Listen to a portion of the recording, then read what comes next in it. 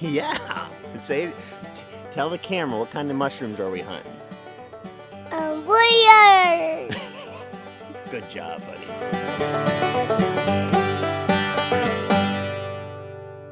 All right, so we're out in the woods. This is a location I found many edible mushrooms before. Found cash crops of oyster mushrooms, another medicinal food. Today though, I'm out here searching for wood ear. Gonna make some sour and spicy soup, a traditional Chinese recipe. I'll have a recipe for that later in another episode. But we're out here in the woods, we're finding medicinal food. I mean, what's phenomenal about nature is you can heal just in its presence. I mean, being out here with my little guy here, Amos, it's stress relieving, it's bringing more joy into my life, into his life. It's great to see him interested in this type of thing. But we're out here, we're gonna go find some wood ear and see if we couldn't find any oyster mushrooms. Follow us. Come on, buddy, let's go.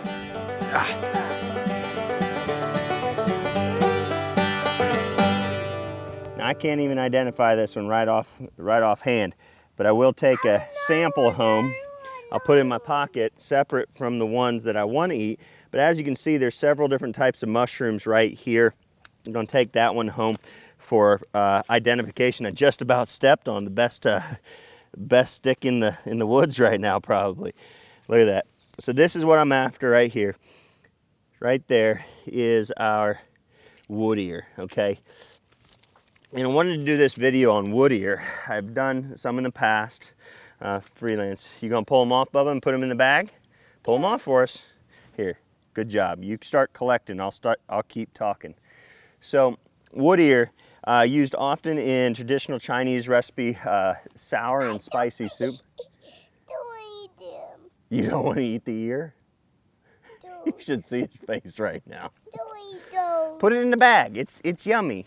We'll make some soup out of it. Put it in there. Good job. Keep pulling them off. So they use it, but it's not necessarily just a food to them. That's yummy. That's so yummy. That one's gonna be yummy, not the last one though, okay? So what's beautiful about this mushroom is the research behind it. You know, they've known it in traditional medicine.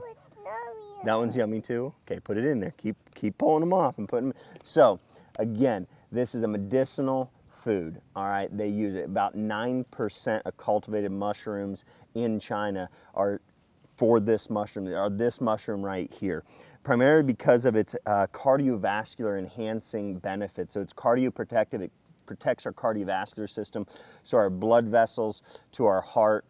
Our entire system can benefit from this, lowering oxidative stress, not only providing sustenance, but providing protection against the #1 killer in diseases basically across the globe, practically, in westernized nations at least. You want me to keep pulling them off? Okay, hang on, there we go. We'll keep getting them.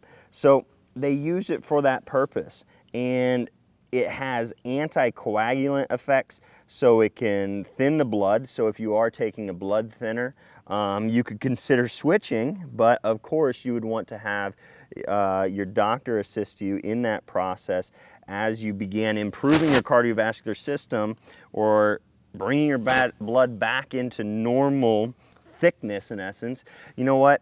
By incorporating this, you'll be able to reduce the need for medications. Of course, do that with the assistance of a trained provider.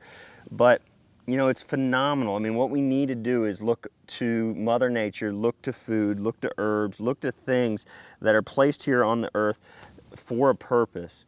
You know, the good Lord gave us this, and we need to utilize it, in my opinion. Today, finding out that it's a powerful and you want more, Bubba? Okay, hang on, let me finish talking here. You're doing great, Bubba, thank you. Look at that, there's a worm. You want to take him home and feed him to the chicken? Yeah. Okay, we'll get him, take him home to the chicken. So, but it's actually powerful against leukemia.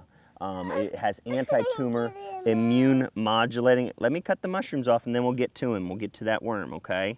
But immunomodulating, what that means is it's actually able to improve our immune responses, has antiviral properties, so it can boost our immune system against things like viruses and bacteria, so it enhances the immune response.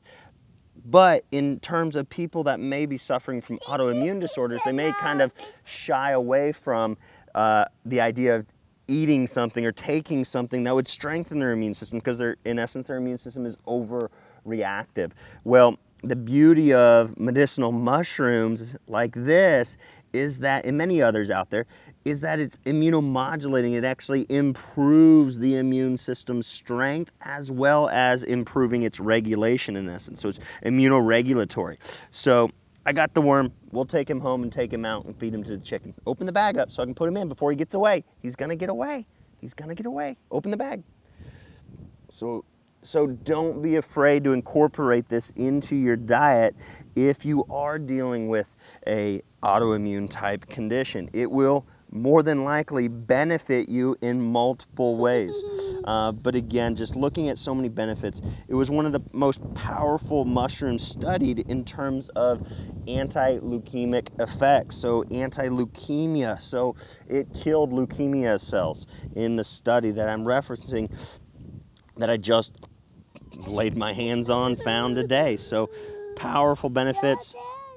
We got more, Bubba. So we're gonna get a bunch of these. We're gonna take them home. We're gonna give you guys some recipes to make these things tasty because there's not a lot of flavor to them. I always recommend for the majority of mushrooms out there, cook them before you eat them. Know 100% how to identify them. The beauty of this mushroom right here, it's very difficult to find anything else in the woods that looks similar that would be poisonous. So there's really no poisonous lookalikes. So we're done with that one. We'll put them back down here and hopefully it'll grow some more for us next year. So, you know, again, a relatively safe in terms of identifying and not mistaking this mushroom for a poisonous mushroom. We want more, Bubba. We got more right here. So get out in the woods, find the... Yeah, throw them in there. Good job, Bubba. Good job. Hold it and I pick them out. Okay, I'll hold this, you pick them off. Get them in there. Good job. Throw them in. I got two. You got two. Those are little ones, aren't they? Those are little ones. Yep, throw them in there. Put them in. At this rate, one of us will at least be eating dinner. Those are little ones. Those are little. And, oh, another tip on the wood ear is that they typically will grow on dead elder trees. It's one of the best places to find them. So find an elder tree or an area where lots of elder trees grow. Go find the dead ones on the ground. I'm in a swampy, wet area, so mushrooms grow fantastic around here. So dead elders, hard to mistake. They look literally like an ear. Several of the literally like lobes of this mushroom will look like an ear. They have no stem. They're normally a brown, I've found some like almost like a deep purplish color to a charcoal color to having some white and almost like clear, translucent look to them. So phenomenal medicinal food. Go out in the woods and get you some wood ear. Take care.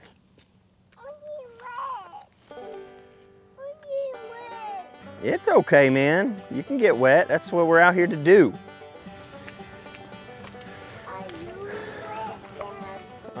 A little bit. My boots are helping me stay dry, man.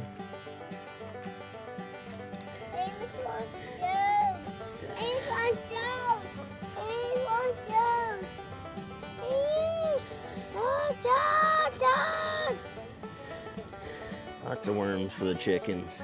Daddy! Daddy! Daddy! Daddy!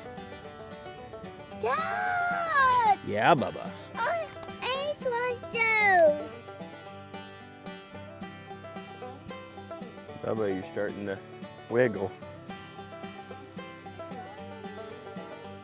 Yeah, you're starting to wiggle. The tree's wiggling. I don't want you to fall, so be careful. There you go. Come on. I'm starting to wiggle on that tree. Yep. You get your hat. Higher, higher.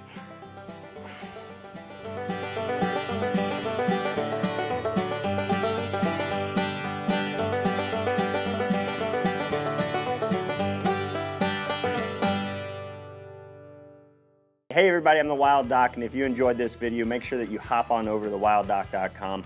Subscribe there for our newsletter and email campaign. Join in the conversation on Facebook, and let's transform the world by unleashing the power of natural healing.